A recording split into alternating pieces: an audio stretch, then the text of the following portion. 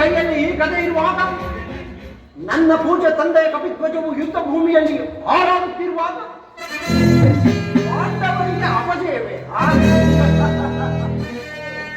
ಈಗ ನಮಗೆ ಒದಗಿರುವಂತಹ ಆಪತ್ತೇನು ದೊಡ್ಡಪ್ಪ? ಕುಮಾರ, ದ್ರೋಣರ ಚಕ್ರ ವ್ಯೂಹವನ್ನು ಭೇದಿಸುವ ಶಕ್ತಿ ನಮ್ಮಲ್ಲಿ. ವ್ಯೂಹದಿಂದ ರಕ್ಷಿತರಾದ ಕೌರವ ಯೋಧ ಬಾಣ ಪರಂಪರೆಗಳಿಂದ ನಮ್ಮ ಸೈನ್ಯ ಹತವಾಗುತ್ತಿರುವುದು ಕುಮಾರ. ಇದಕ್ಕೋಸ್ಕರ ಇಷ್ಟೊಂದು ಚಿಂತೆಯೇ ಜ್ಯೇಷ್ಠ ಪಿತಾ?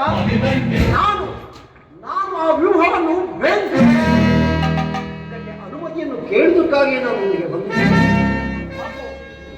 ಅಭಿಮನ್ಯು, ದೊಡ್ಡಪ್ಪ, ನೀನು ನಮ್ಮ ವಂಶದ ಗೌರವದ ಸ್ವರೂಪನು. ನೀನು ಕುಮಾರ, ನಿನ್ನ ಉತ್ಸಾಹವನ್ನು ನಾನು ಅಭಿನಂದಿಸುವೆ. ಆದರೆ ಈ ಕೆಲಸ ನಿನ್ನಿಂದಾಗತಕ್ಕದ್ದಲ್ಲ. ನಾವೆಲ್ಲರೂ ಜೀವಿಸಿ ಈ ದುಸ್ಸಾಧ್ಯವಾದ ಕೆಲಸಕ್ಕೆ ನಿನ್ನನ್ನು ಕಳುಹಿಸುವುದು ಲೋಕಾಭಿಮತ ಎನಿಸುವುದು.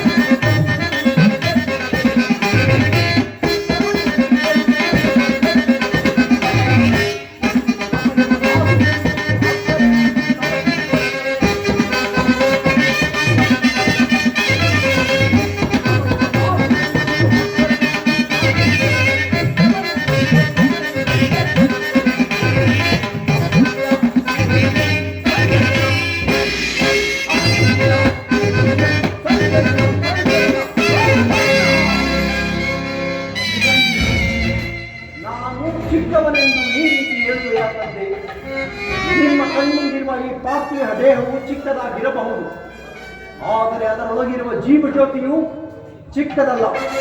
ಶಾಸ್ತ್ರ ತೇಜದ ಚಿರ ಪ್ರಕಾಶದಿಂದ ಅದು ಜ್ವಾಜಲಮಾನವಾಗಿ ಬೆಳಗುತ್ತಿದೆ. ಸಾಹಸದ ಪ್ರಭಾ ಪಥಕದಿಂದ ಪ್ರತಿಬಿಂಬಿತವಾಗಿ ವಿಜೃಂಭಿಸುತ್ತಿದೆ. ಅದು ತನ್ನ ಮಹತ್ ಪ್ರಕಾಶದಿಂದ ಕುರುಕ್ಷೇತ್ರವನ್ನು ಬೆಳಗುವ ಅವಕಾಶ ಮಾಡಿದೆ. ನನ್ನನ್ನು ಮಗನನ್ನಾಗಿ ಪಡೆದ ಧನಂಜಯನು ಅಭಿಮಾನದಿಂದ ತಲೆದೂಗಲಿ. ವೀರಪ್ರಸವಾದ ಸುಭದ್ರೆಯು ಆನಂದಾಶಗಳನ್ನು ಸುರಿಸಲಿ. ಯೋಗ್ಯವು ಸಾರುವ ದೊರೆತಾಗ ಧೈರ್ಯದಿಂದ ಹೋರಾಡಿ ಕೀರ್ತಿಶಾಲಿ ಶಾಸ್ತ್ರ ಧರ್ಮದ ನಿಯಮ. ಮರಣ ಕಂಜಿ ಶತ್ರು ಸಂಹಾರಕ್ಕಾಗಿ ಸಂಘದಿಂದ ಅಡುಗೆ ಮನೆಯ ಕಾಯಿ ಪಲ್ಯಗಳನ್ನು ಕತ್ತರಿಸುತ್ತಾ ಕುಳಿತುಕೊಳ್ಳುವುದಲ್ಲ. ನಾನು ತಾಯಿಯ ಗರ್ಭದಲ್ಲಿರುವಾಗಲೇ ಚಕ್ರ ಚಕ್ರವ್ಯೂಹವನ್ನು ಭೇದಿಸುವ ಉಪಾಯವನ್ನು ಕಲಿತಿರುವೆನು. ಈಗ ಅದರ ಉಪಯೋಗಕ್ಕೆ ಅವಕಾಶವು ದೊರೆತಿದೆ. ಅದನ್ನು ವ್ಯರ್ಥ ಮಾಡಬೇಡಿ ತಂದೆ, ನನಗೆ ಅನುಮತಿಯನ್ನು ಕೊಡಿ. ಆಗ ತಿಳಿಯುವಿರಿ, ಪಾರ್ಥನ ಮಗನು ಪಾರ್ಥನಂತೆ ಪರಾಕ್ರಮಶಾಲಿಯಾಗುತ್ತಾನೆ. ಅಭಿಮನ್ಯನ ಪ್ರಾರ್ಥನೆ ನಿರಾಕರಿಸಬೇಡ. ಈ ವೀರ ಬಾಲಕನ ಉತ್ಸಾಹದ ಮೇಲೆ ಜಲಛೇದನವಾಗಿರಲಿ. ನಾನು ಸೈನ್ಯವನ್ನು ತೆಗೆದುಕೊಂಡು ಹೋಗಿ ಅಭಿಮನ್ಯುಗೆ ಸಹಾಯಕವಾಗಿ ನಿಲ್ಲುವೆನು. ಇವನ್ನ ಭೇದಿಸಿದೊಡನೆ ನಾವೆಲ್ಲರೂ ಒಳಕ್ಕೆ ನುಗ್ಗಿ ಅದನ್ನು ಚಿನ್ನ ಭಿನ್ನವಾಗಿ ಮಾಡಿಬಿಡುವುದು. ಅನಿರೀಕ್ಷಿತವಾಗಿ ಒದಗಿದ ಸಹಾಯವನ್ನು ಬಿಡುವುದು ಉಚಿತವಲ್ಲ. ಭೀಮಸೇನ, ನಿನ್ನ ಇಷ್ಟದಂತೆ ಆಗಲಿ. ಈ ಪ್ರಿಯ ಬಾಲಕನ ಪ್ರಾಣ ಪದಕವನ್ನು ನಿನ್ನ ಕೈಯಲ್ಲಿ ಇಡುವೆ. ಯುದ್ಧ ರಂಗದಲ್ಲಿ ನೀನು ಇವನನ್ನು ಒಂದು ಕ್ಷಣವೂ ಬಿಟ್ಟಿರಲಾರದು. ಧನಂಜಯನ ಪ್ರಾಣ ಪದಕ ಅಚ್ಚಳಿಯದೆ ಪುನಃ ಅವನನ್ನೇ ಬಂದು ಸೇರಲಿ. ಕುಮಾರ ಅಭಿಮನ್ಯು, ದೊಡ್ಡಪ್ಪ, ಹೋಗಿ ಜಯಶೀಲನಾಗಿ ಎಂದಿರು. ದ್ರೋಣನ ಚಕ್ರವ್ಯೂಹವು ನಿನ್ನ ಪಾಲಿನ ಪುಷ್ಪವ್ಯೂಹವಾಗಲಿ. ದೊಡ್ಡಪ್ಪ, ನಿಮ್ಮೆಲ್ಲರ ಆಶೀರ್ವಾದವು ನನ್ನನ್ನು ವಜ್ರ ಕವಚದಿಂದ ರಕ್ಷಿಸಿಕೊಂಡಿರುವಾಗ ಭಯವಿಲ್ಲ. ಹೋಗೋಣ.